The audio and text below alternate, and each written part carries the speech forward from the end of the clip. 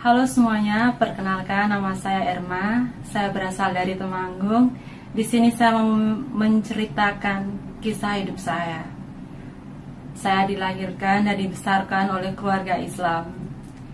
Dan di sana saya juga diajarkan secara sholat, ngaji, baca Al-Quran, ya semua tentang Islam. Saya bisa baca, saya bisa tulis tulisan Arab, tapi saya nggak pernah ngerti artinya.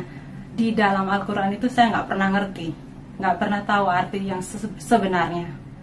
Di keluarga saya nggak begitu bahagia di masa kecil saya, karena bapak sama ibu saya itu sering sibuk dan mereka juga sering bertengkar, nggak harmonis. Dan di sekolah pun saya nggak bahagia. Karena pertama saya sering dibully fisik saya, sering dibully sosial saya, karena memang kami keluarga yang sangat sederhana dan mungkin bisa dibilang nggak mampu untuk memenuhi kebutuhan anaknya. Dan itu membuat saya berkecil hati, membuat saya nggak pede untuk bermain, bergaul sama teman-teman di luar, karena mereka kebanyakan melihat dari harta benda mereka, dari status mereka, dan mereka mempunyai banyak teman. Dan di situ saya juga sangat sedih. Kenapa mereka selalu membuli saya? Mereka mengucilkan saya. Dan di situ saya menjadi orang yang pendendam, sangat susah untuk memaafkan orang. Dan saya menjadi orang yang selalu nggak percaya diri. Dan itu membuat saya berpikir bahwa uanglah segalanya, uang yang bisa membuat kita bahagia. Dengan uang kita bisa membeli apa aja. Dengan uang kita bisa membeli teman. Dengan uang kita bisa membahagiakan semua orang. Dengan uang saya sendiri bisa bahagia. Dan pergumulan hidup saya semakin dewasa, semakin bertambah lagi. Setelah saya juga mempunyai seorang pacar, dia sayang karena di masa kecil saya kekurangan kasih sayang, selalu dibully orang. Di saat orang yang benar-benar saya sayangi, saya cintai meninggalkan saya, di situ saya putus asa. Saya merasa hidup saya itu nggak ada artinya, nggak ada orang yang sayang sama saya. Saya pernah untuk mencoba mengakhiri hidup saya, karena saya berpikir nggak ada orang yang mau sama saya, nggak ada orang yang peduli sama saya. Di situ saya memutuskan untuk mengakhiri hidup saya, tapi Tuhan berkehendak lain. Saya masih diberi kesempatan untuk hidup. Karena saya berpikir bahwa uang itu adalah sumber kebahagiaan, saya putuskan untuk bekerja di Singapura. Dan benar, dengan uang saya mempunyai banyak teman. Itu terbukti. Dan saya nggak puas dengan gaji yang ada di Singapura. Saya pergi ke Hong Kong dengan gaji yang lebih tinggi. Dengan tujuan sama, karena dengan uang saya akan bisa membeli apa saja. Dengan uang saya akan bisa punya teman banyak, mereka yang sayang sama saya. Tapi semakin tinggi gajinya pun saya nggak pernah merasakan cukup, kayak kurang terus. Dan di situ saya merasa kayaknya uang itu nggak pernah cukup. Uang bukan sumber kebahagiaan, tapi nggak ada uang pun nggak bahagia. Saat 3 bulan saya bekerja di Hong Kong, ada seorang ibu-ibu di pasar mengajak saya libur bersama. Saya nggak tahu karena ibu-ibu itu nggak ngomong kalau libur dibawa kemana. Karena saya di sini baru, saya ngikut beliau. Ternyata beliau membawa saya ke gereja. Awal mula di pintu gereja, saya sangat marah sama dia. Saya maki-maki dia. Saya bukan orang Kristen. Kenapa saya dibawa ke gereja? Tujuan saya ikut dia itu untuk numpang istirahat di tempatnya. Karena di sini itu saya kurang istirahat dengan majikan yang super, yang kerja terus dan sangat kurang istirahat. Makanya pertama saya ikut dia itu saya pengen istirahat, tapi dia membawa saya ke gereja. Saya nggak terima, saya marah. Tapi beliau sangat baik. Dia bilang, masuk saja dulu. Nanti kalau kamu nggak suka kamu boleh keluar.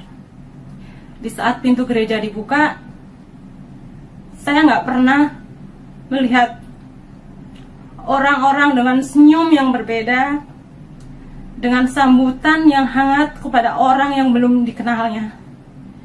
Di situ saya merasakan perbedaan yang sangat-sangat luar biasa. Tapi di situ saya masih berpikir, saya nggak mau di sini. Saya nggak mau masuk ini.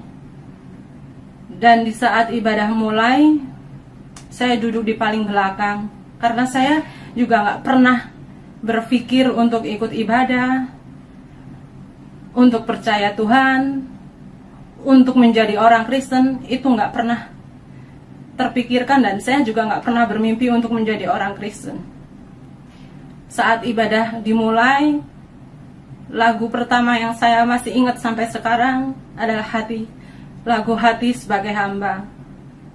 Dan di situ saya nggak bisa menahan air mata saya. Saya seperti diingatkan bahwa kehidupan saya sebelumnya itu adalah kehidupan yang konyol, sia-sia, dan disambung dengan lagu Semua Baik. Di situ saya semakin nggak bisa menahan air mata saya. Lagu itu sangat menyentuh saya, dan saya pun juga nggak bisa lari. Saya nggak tahu, saya bertahan sampai selesai ibadah. Setelah itu saya pulang, saya berdoa, ya Allah, saya nggak mau ikut mereka. Tunjukkanlah hamba-Mu ini jalan yang benar, yang lurus. Saya nggak mau ikut dengan mereka. Dan minggu keduanya, ibu itu mengajak saya lagi. Saya tolak. Saya nggak mau kembali ke gereja itu lagi. Karena saya merasa saya menjadi lemah. Saya mengingat hidup saya itu seperti sia-sia. Saya nggak mau, karena menurut saya hidup saya sekarang ini udah bahagia dengan uang yang saya dapat, dengan teman-teman yang saya dapat. Saya sudah bahagia, tapi memang saya merasakan ada kekosongan, suatu kosongan yang nggak bisa diungkapkan dengan kata-kata. Dan minggu ketiganya, saya nggak tahu kenapa, saya sangat rindu, saya sangat ingin untuk kembali ke gereja itu lagi. Dan begitu seterusnya, setiap minggu saya datang ke gereja itu, mengikuti kebaktian setiap minggunya, dan tanpa paksaan, tanpa ajakan teman-teman saya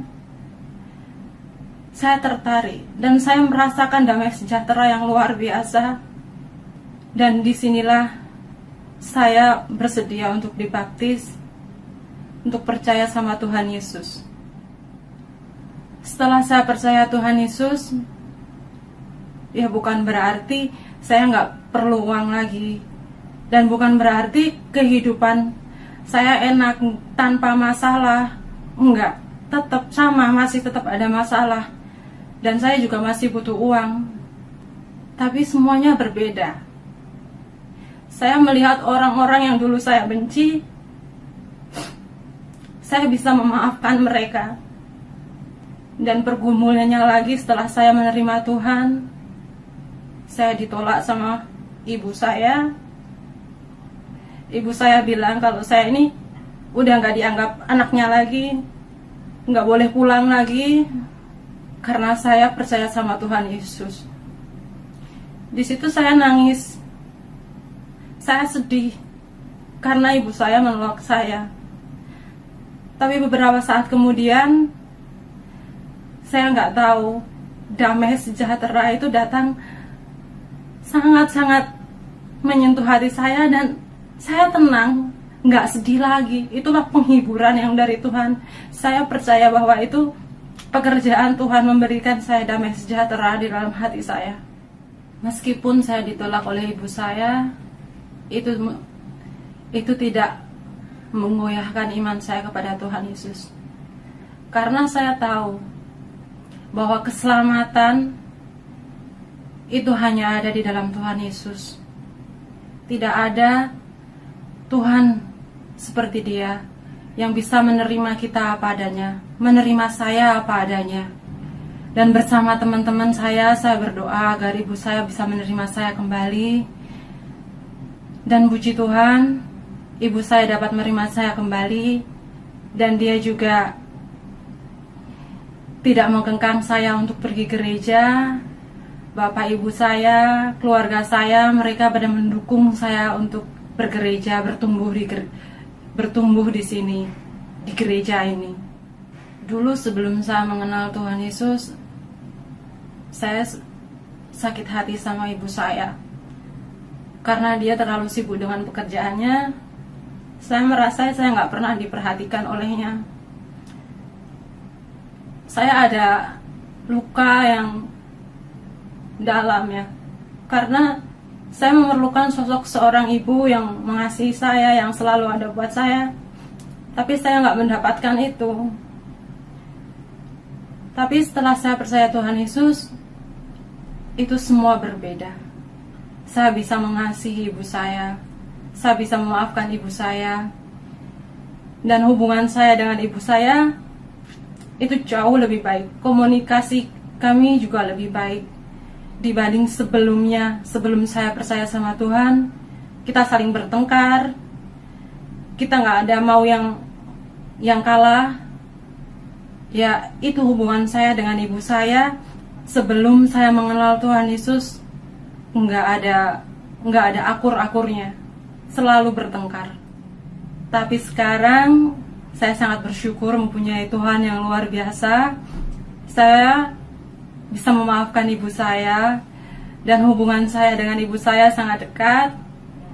Saya bisa mengasihi ibu saya, dan saya juga merasakan kasih sayang dari ibu saya sekarang. Dan semakin hari saya di sini belajar untuk lebih tahu lagi, untuk lebih dalam lagi mengenal Tuhan Yesus. Dan ternyata memang benar bahwa Tuhan Yesus itulah satu-satunya jalan keselamatan yang menjanjikan kita hidup yang kekal. Dia memberikan pengampunan kepada saya, menerima saya, mengasihi saya, dan semua yang diberikan Tuhan Yesus kepada saya itu benar-benar saya rasakan dan belum pernah saya rasakan sebelumnya. Setelah saya percaya Tuhan Yesus, saya sadar bahwa kehidupan saya yang dulu, yang pendendam, yang sangat susah memaafkan orang, yang berpikir bahwa uang adalah segalanya, uang adalah sumber kebahagiaan buat saya, dan saya melakukan kebaikan untuk mendapatkan pahala. Tapi sekarang saya di sini benar-benar berubah. Saya melakukan kebaikan karena Tuhan terlebih dulu mengasihi saya. Saya diselamatkan, saya ditebus oleh Tuhan. Dia menerima saya dengan tangan terbuka, tanpa melihat fisik saya, tanpa melihat harta saya, tanpa melihat amal ibadah saya. Dan saya sangat bersyukur melalui ibu-ibu yang membawa saya ke gereja, saya dapat mengenal Tuhan, Tuhan yang benar, yang benar-benar menjanjikan kehidupan yang kekal buat saya. Inilah kesaksian saya yang sudah ditebus, yang sudah dimenangkan oleh Tuhan. Dan saya sangat bersyukur, saya di sini lahir baru, menerima pengampunan, penerimaan, damai sejahtera yang luar biasa yang belum pernah saya rasakan. Dan semoga kesaksian saya ini bisa menjadi berkat bagi saudara semuanya. Tuhan Yesus memberkati.